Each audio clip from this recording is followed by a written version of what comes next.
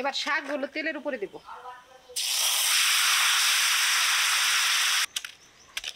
আমিও শিল দিয়ে থেতো করে নিচ্ছি। থেতো করা মাথাও শাকের উপরে দিলাম। কচু শাক তো আমাদের এমনিতেই খুব প্রিয়, আর এই দিনে কচু শাক, তার উপর আবার ইলিশ মাছের মাথা দিয়ে, দারুণ হয়েছে খেতে, অসাধারণ।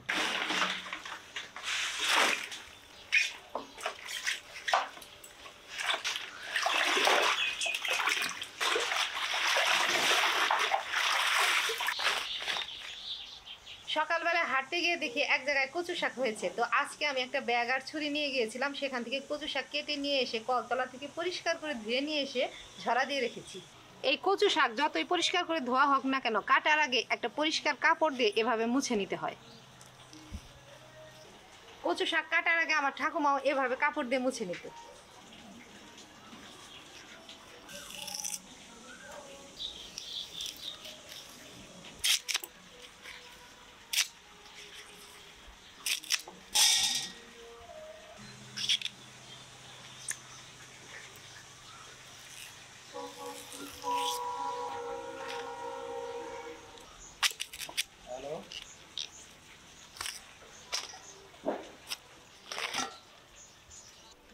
কচি কচি কয়েকটা পাতাও নিয়ে নিলাম। ধোয়ার সময়ও কাপড় দিয়ে পরিষ্কার করে ধুয়েছি, আর কাটার আগেও মুছে নিলাম, আর ধুতে হবে না। এবার উনুন ধরিয়ে ভাপিয়ে নেব।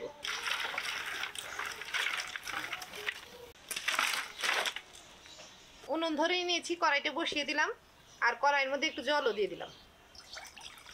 এবার এই গরম জলে শাকগুলো দেবো ভাপানোর জন্য। শাকগুলো দিয়ে দিচ্ছি কড়াইয়ের মধ্যে। অর্ধেক পরিমাণে দিয়েছি, এবার মাঝখানে লবণ দিব। এখন বাকি শাকগুলো কড়াইতে দিয়ে ঢাকা দিয়ে দিব।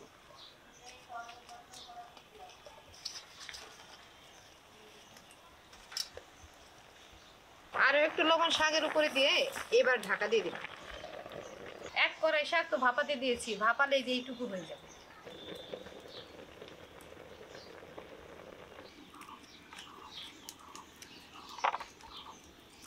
কচু শাক আজকে আমি ইলিশ মাছের মাথা দিয়ে রান্না করব, তার জন্য কিছু মশলা বেটে নেব। মশলার মধ্যে বাটবো আদা জিরে আর কাঁচা লঙ্কাগুলো আদা বাটা করে দিব। আদা জিরে বাটা হয়ে গেছে, নামিয়ে নিলাম। বাটাতে নিলাম কাঁচা লঙ্কা, লঙ্কাগুলো আদা বাটা করে নিলাম, এর উপরেই নামিয়ে দিলাম। শাকগুলো একটু নেড়ে দেব, উল্টে পাল্টে দিচ্ছি। নিচের গুলো উপরে উঠিয়ে দিচ্ছি, আর উপরেরটা জলের মধ্যে দিয়ে দিলাম। আজকে ইলিশ মাছের মাথা দিয়ে কচু শাক করবো, আর সাথে করবো মুসুর ডালের বড়া। সকালবেলায় মুসুর ডালগুলো ভিজিয়ে রেখেছি, এবার বেটে নেব। পরিষ্কার করে ধুয়ে নিয়ে পাটাতে নিলাম।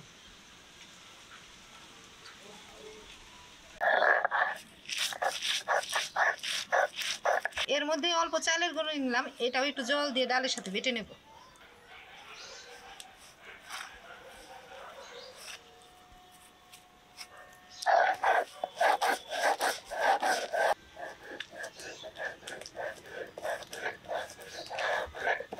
ডালগুলো একদম মিহি করে না বেটে আদা বাটা করে নিয়েছি, যাতে বড়াগুলো একটু মুচমুচে হয়।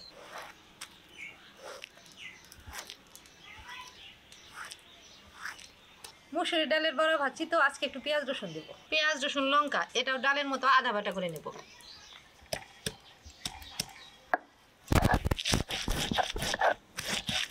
সবকিছু একটা গামলার মধ্যে নামিয়ে নিলাম। শাকগুলো পুরোপুরি ভাপানো হয়ে গেছে, এবার নামিয়ে দেব। একটা ফুটাফুটি থালে জল ঝরানোর জন্য শাকগুলো ঢেলে দেব।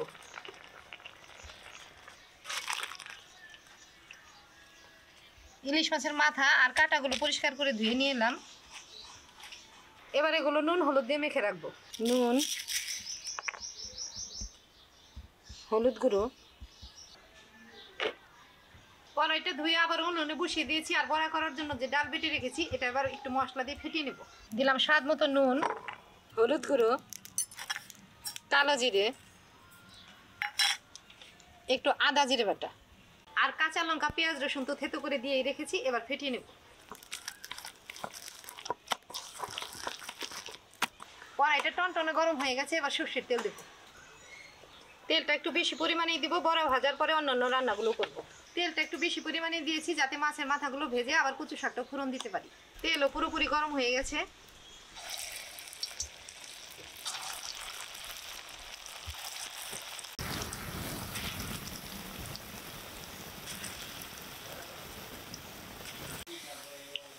মাছের গুলো আগে উল্টে দিলাম।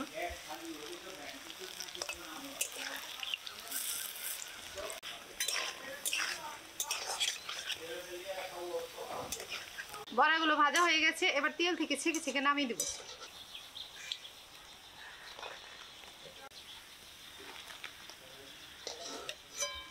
এবার এই তেলে ইলিশ মাছের মাথাটা ভেজে নেব।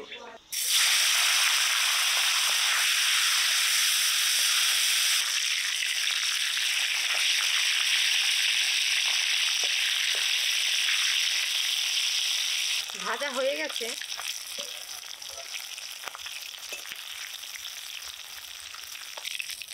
নামিয়ে দিলাম।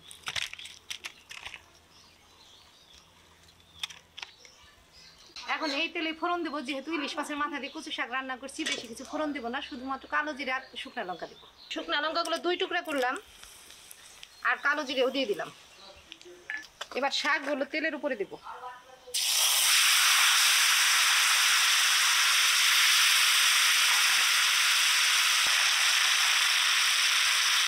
হলুদ গুঁড়ো, কাঁচা লঙ্কা, আদা, জিরে বাটা।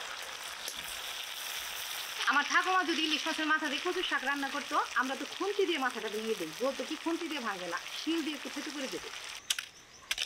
আমিও শিল দিয়ে থেতো করে নিচ্ছি। এবার এই থেতো করা মাথাও শাকের উপরে দিলাম।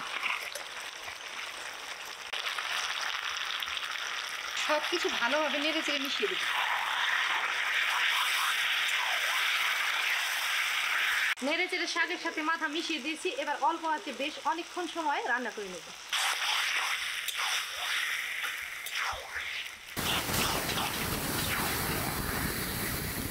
শাকগুলো তো একটু বেশি লবণ দিয়ে ভাপিয়ে নিয়েছিলাম, আর মাছের মাথা তো লবণ দিয়ে ভাজতে হয়, এক্ষেত্রে লবণটা একটু বুঝে শুনে দিতে হবে। ফোড়নের পরে মানে একটু চেখে নিতে হবে। আমি নিয়েছি, এখানে আর লবণ লাগবে না। অনেকক্ষণ সময় উনুনে বসিয়ে রেখেছিলাম, এটা একদম নাড়ু নাড়ু হয়ে গেছে। এবার নামিয়ে দেবো।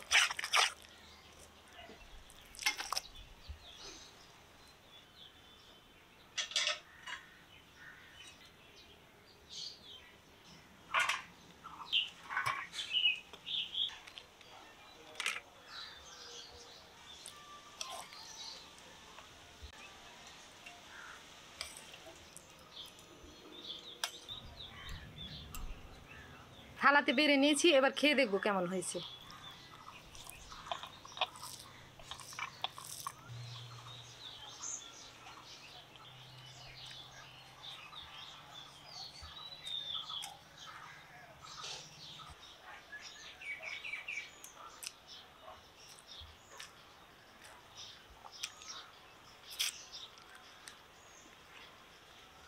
কচু শাক তো আমাদের এমনিতেই খুব প্রিয়, আর এই দিনে কচু শাক তার উপর আবার ইলিশ মাছের মাথা দিয়ে দারুণ হয়েছে খেতে, অসাধারণ। তো এই ছিল আজকে রান্না বান্না। ইলিশ মাছের মাথা দিয়ে কচু শাক করলাম, আর সাথে করলাম মসুর ডালের বড়া। আশা করি তোমাদের ভালো লেগেছে। তোমরা চ্যানেলটা ইউটিউব থেকে অর্চা কুকিং সাবস্ক্রাইব করো, ফেসবুক থেকে ফলো করো, লাইক করো, আর প্লিজ ভিডিওটা শেয়ার করো, আমার পাশে থেকো।